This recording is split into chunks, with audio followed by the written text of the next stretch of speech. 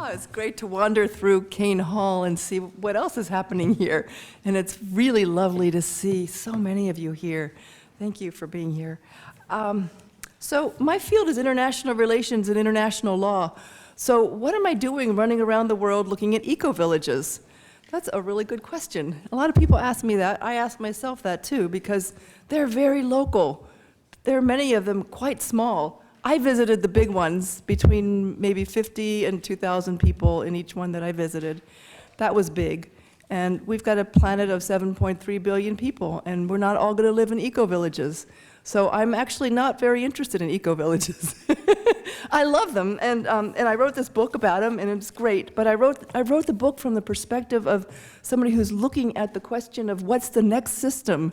That's a hard word to say if you have a lisp. Next system. Anyway, so I'm looking for systemic solutions. And the thing about eco-villages is that they're all in one place, and they're modeling sustainability at the level of ecological sustainability, social relations, social justice globally as well, or they're trying to, and in their own interpersonal relationships, which is actually the biggest problem, I'll say, and in themselves, how can they become the kinds of people who can actually live this way? So I visited eco-villages on pretty much all continents except for the North and South Pole, and rich, poor, middle class, religious, spiritual, secular, rural, urban, suburban. I just wanted to cover the gamut, and I did this for about a year. Self-funded, so I didn't feel any great responsibility to anybody else, except for like the world, but you know, it didn't feel like anybody was leaning into me, telling me what to do. So I look at sustainability as the integration of ecology, economics, community, and consciousness. I call it E2C2 because I like the way it sounds, but I like what it means even better. A lot of times we think of sustainability as ecology, social justice, economics. That's the triple bottom line.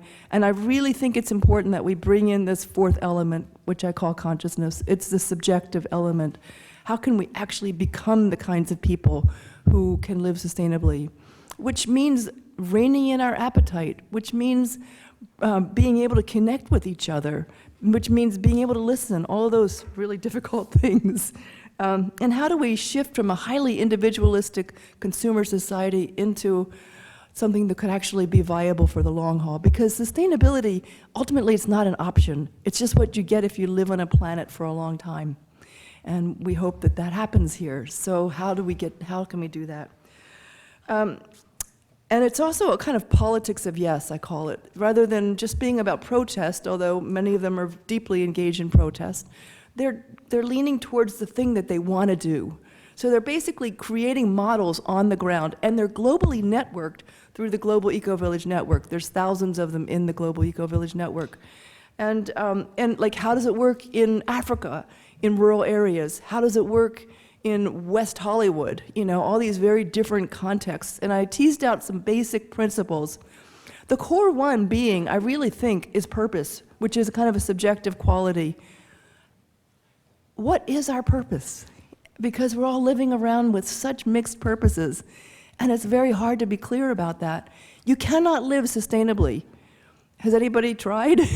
You know, we ride our bikes, some of us become vegans, we take shorter showers, all of that. It's not going to work. Sustainability is a systems concept, and so you only can become sustainable by working at the systems level. And we can't live sustainably now, so what do? We do the best we can, and we leverage the resources that we have, which are substantial. We are so wealthy in so many ways. Leverage those resources in the direction of a truly sustainable society. I want to give you just one example. I interviewed about 140 people over this one-year period, came home with 3,000 pages of interview notes, so I had a lot to weed through. I shouldn't say weed through, it was great. This is Paul from Earth Haven. He says, "It's far easier to change how you build your houses than to change yourself. Being here is like being in a fire. Your lack of trust, your anger, your family neuroses, everything that separates you from the rest of the world comes out here." And then he goes on. You ask, what it's going to take to live at Earth Haven, I say, whatever you've got. The whole ecological problem is about us. Humans are a different order of reality. We're part of nature, but we're the part that becomes conscious of itself and takes responsibility. We have something to live up to that the rest of nature doesn't have. We're an unfinished species. I think we have maybe 100 years to prove that we deserve to be here. From what I can see, I think we're doing all right. So, there's a lot of optimism, but also a lot of kind of hard-headed realism. And these are people who really do throw themselves into the fire of this. It's not about, one of the things I see about sustainability is so often it's just about trying to make ourselves feel better. I hope I don't offend anybody in this, but I'm on the university's Environmental Stewardship Committee, which oversees all sustainability operations for all 3 campuses, and it's been great. I've learned a tremendous amount. But a lot of what we're doing is trying to feel good about ourselves. And we need to take a hard look at ourselves. Really, what are we trying to do here? Over and over and over again, because we are the beneficiaries of a totally unjust, totally unsustainable global society. If we're sitting in this room, most of us are the beneficiaries of that. So it's hard not to, enjoy that. And we should enjoy it because the world's not looking for miserable people. And there's a few of them in the sustainability movement too. So anyway, I've talked too much already, and thank you for your time. Yeah.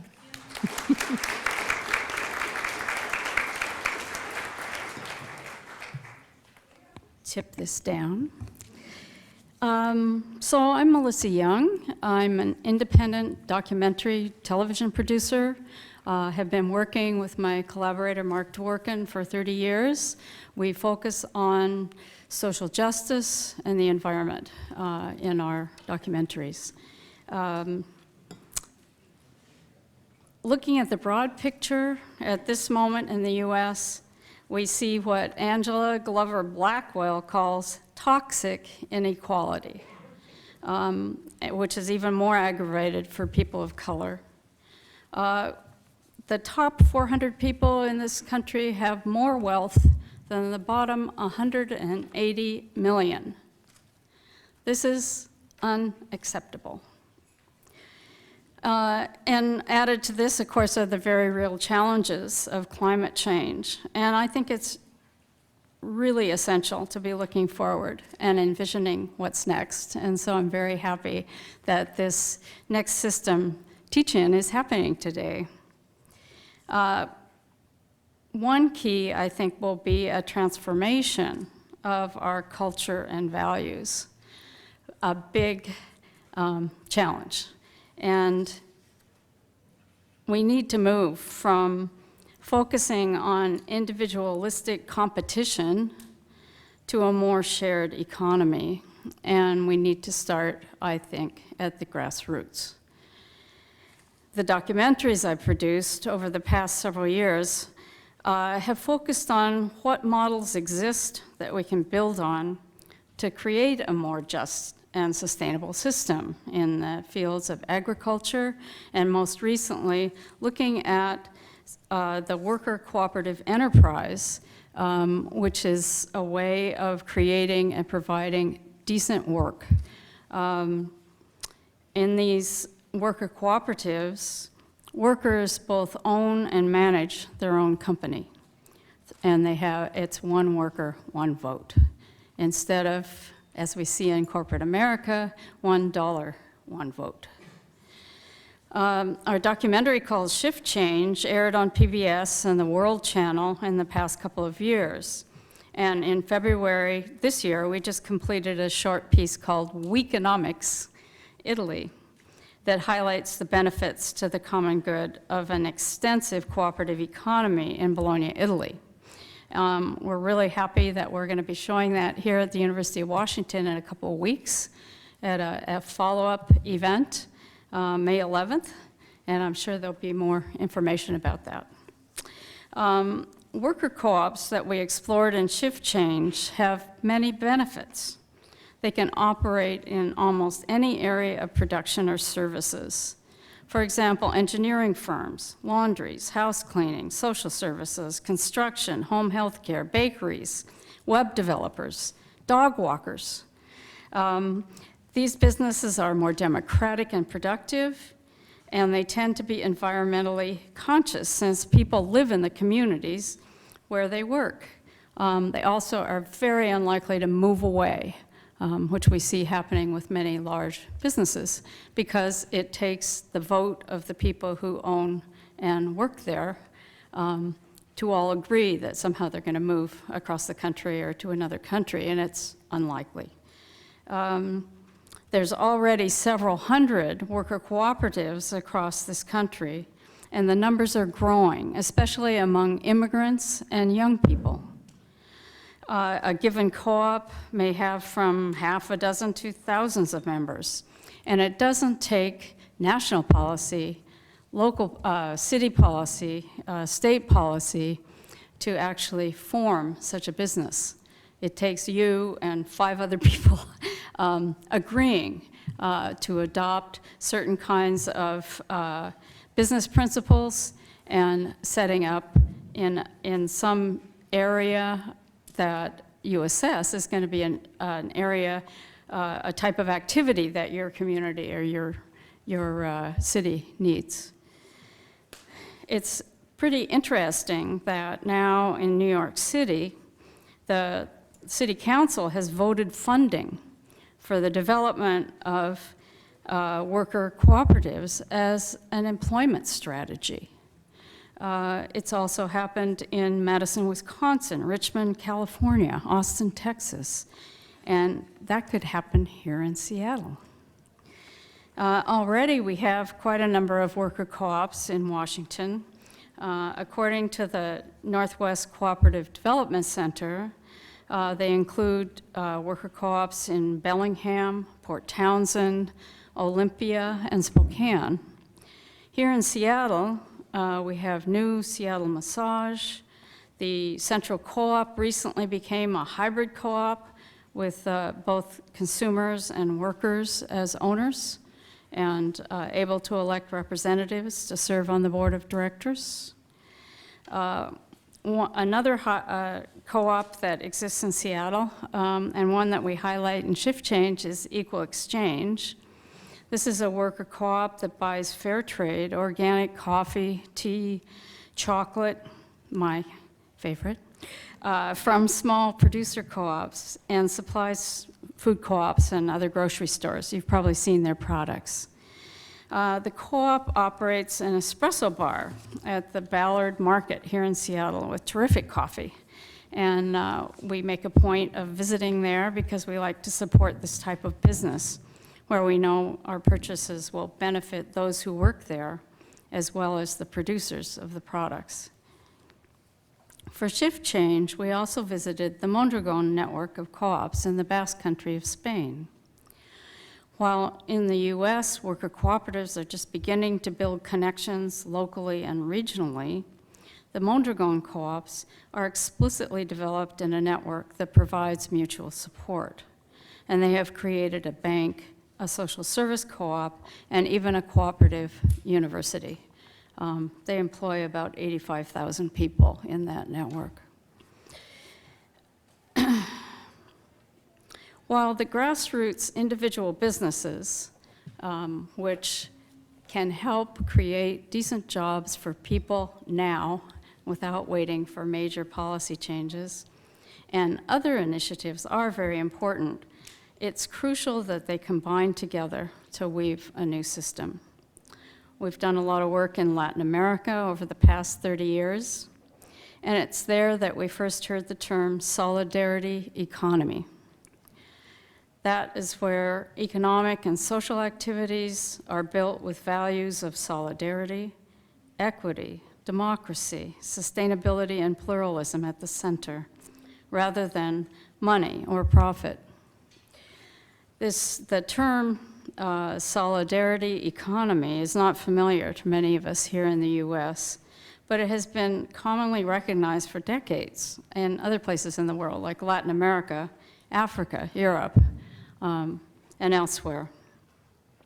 Recently, we attended the first North American Social Solidarity Economy Forum in Detroit. It was a gathering of people from many sectors, from cooperatives, environmental businesses, labor, community organizations, social justice groups, a very diverse group of people from across the country sharing experiences and creating a network that helps build a more equitable system. I don't know if that is the term and the network that is finally going to help bring us out of our current system, but I think it's a start, and it was actually very inspiring and encouraging to be at such a gathering. So I look forward to your ideas during the small group discussions and the social hour later. Any questions? I brought a flyer with worker co-op resources for people who might be considering developing such a business in this area. And we also have a few postcards of our films for people who might be interested. So thank you.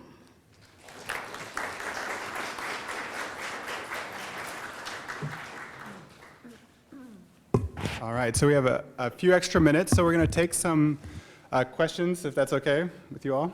Okay, we're going to take some questions, and then we may have Edgar Franks, who's going to speak later, come up and do just a quick closing 2 minutes on local solutions that can survive in this global economy. So are there questions out there right now for Karen or Melissa?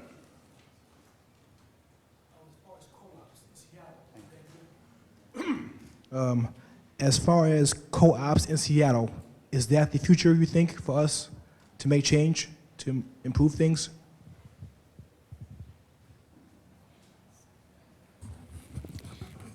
I don't think there's one solution or one future. I think it's going to take a combination of things to help build a more sustainable and just society. But I do think that the development, particularly of worker cooperatives, can be very helpful. We have a long tradition of cooperatives here in Seattle. So people may not know it, but Group Health was formed as a cooperative.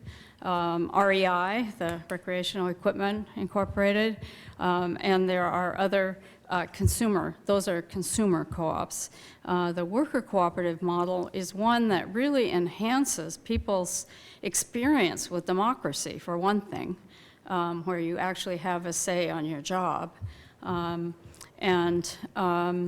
it also means that you're in a company that if it does well, you actually help decide what you're going to do with that money, if you're going to invest it further in the business, or if you're being able to take home something extra at the end of the year.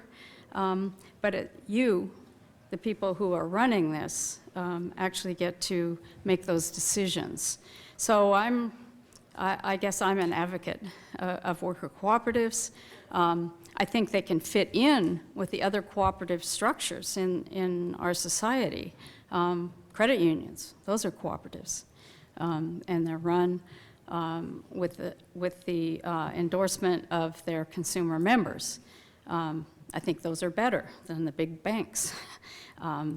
But I don't think it's just one thing. I think we have to be developing a whole range of things, but you may decide that for you, that's a good thing for you to be working in. And somebody else may be, working on some other area.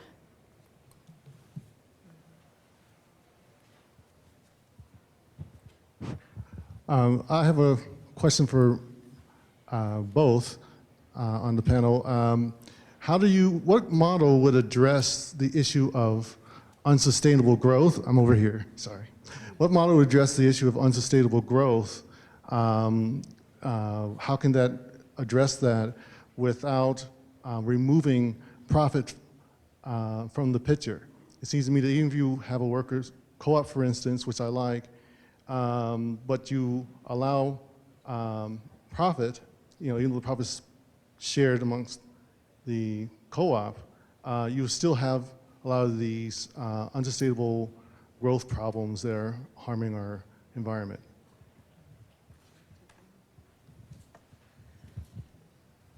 Yeah. Oh, why don't you go first?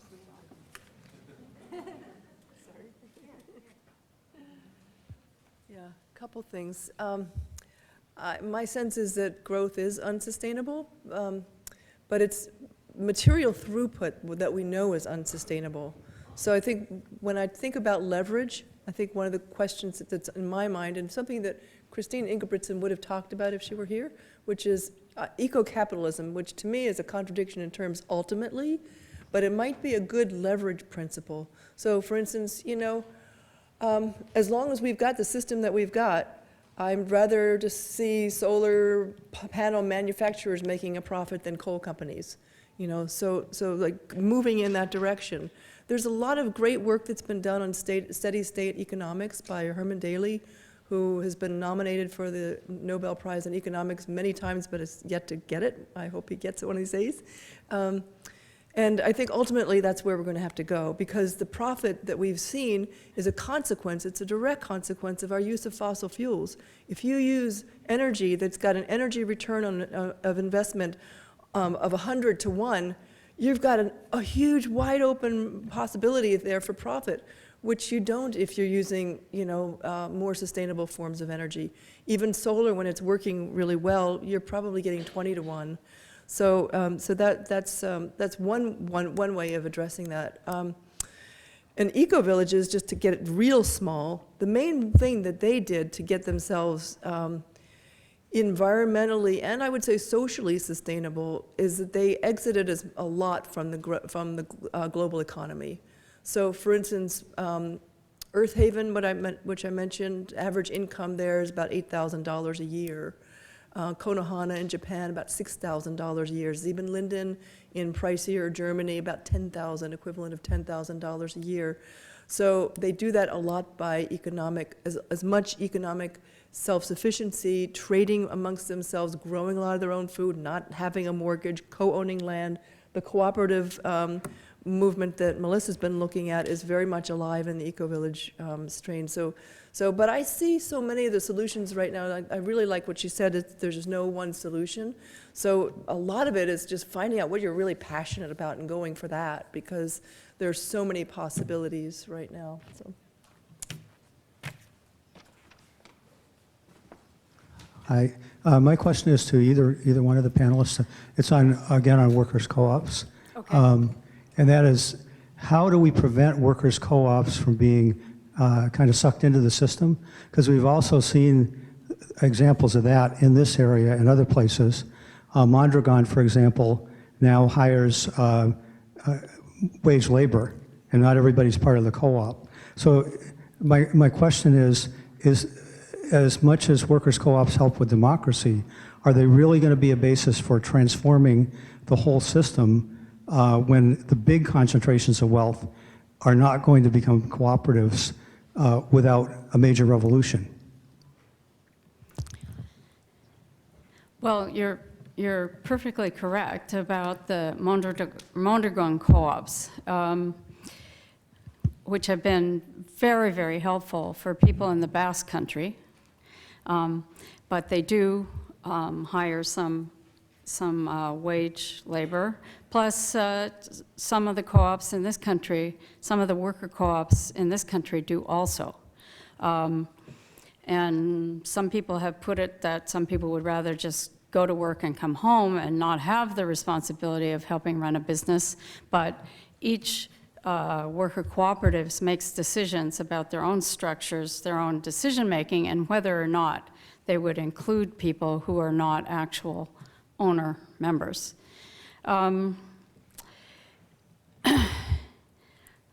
We're in a funny time period here. So you have these worker co-ops, and depending on what it is you're producing or what your work field is, you are still functioning in the corporate capitalist milieu. And I think that's part of the difficulty for the very big industrial operations that are run as worker cooperatives, because they are competing with conventional firms around the world.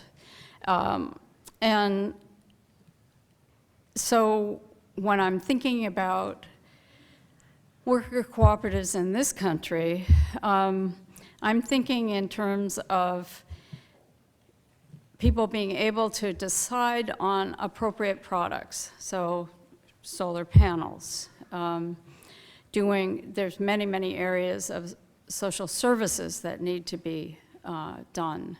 There are many kinds of food operations. There's many kinds of things that need to happen in our communities that can be appropriate. And speaking to the question about profits and polluting the environment, being a worker cooperative doesn't mean that you're not going to pollute if you choose to produce the wrong kind of product.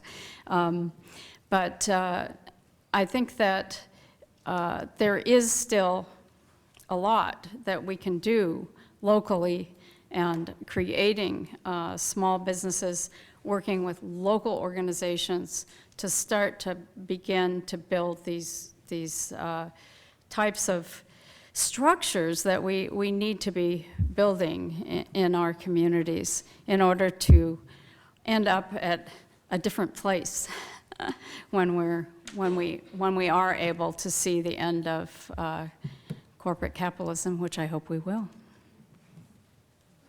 Great. Well, thank you for those great questions and responses.